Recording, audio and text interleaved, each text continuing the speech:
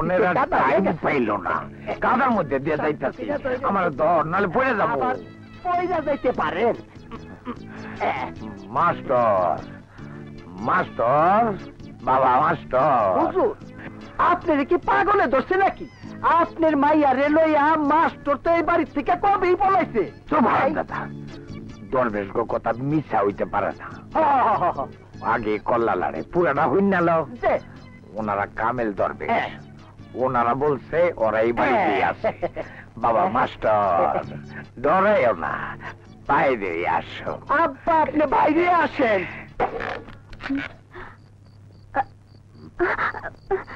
বাজান আমাকে মারো না, বাজান আমাকে মারো না। আমার কোনো দোষ নাই, আপনার মাইয়া আমার ঘরে আইছে, আপনি নিয়ে যান।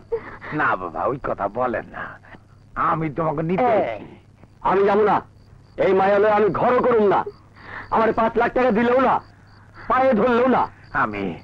আমি তোমার পায়ে ধরি, দুর্কি দিয়ে ধরি, জানিয়ে ধরেন। আমি তোমার 5 লাখ টাকা দেবো, তোমারে আমার বাড়িতে যাইতে হইবই, নইলে তোমারে আমি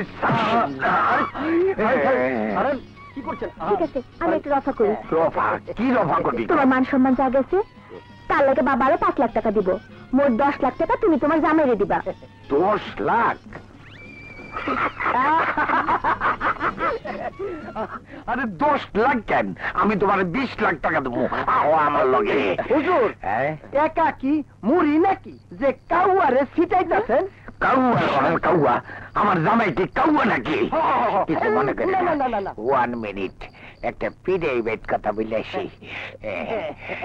শোনো কি কয় বুঝি না তো।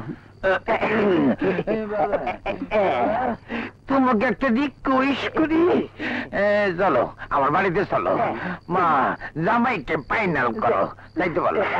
চলো চলো চলো বাবা, very good, 1 2 3, yes very good. এই দেহ মাইয়ার জামাইরে নিয়ে আইছি।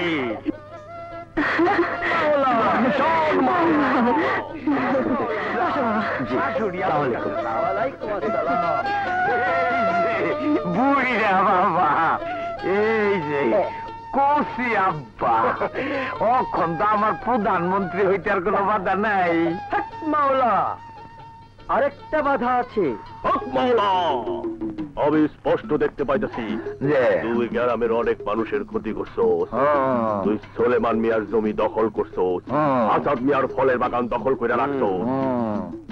তুমি এরকম আরো অনেকের ক্ষতি করেছো। জলদি যাও, সবার সবকিছু ফিরিয়ে দাও, মানুষ তোমাকে ভোট দেবে, প্রধানমন্ত্রী বানাবে। তখন কি হবে? তখন সারা বাংলাদেশের মালিক হবি তুই। আব্বাস, যে হুজুর গ্রামের সব লোকরে খবর দে, সব দলিল বাইর কর, কাল সকালেই আমি সবার দলিল ফিরিয়ে দেবো। বছর শেষের খুশি নগদে হবে বেশি। নগদ পেমেন্টে নির্দিষ্ট ক্যাটাগরির কেনাকাটায় 300 টাকা পর্যন্ত ক্যাশব্যাক।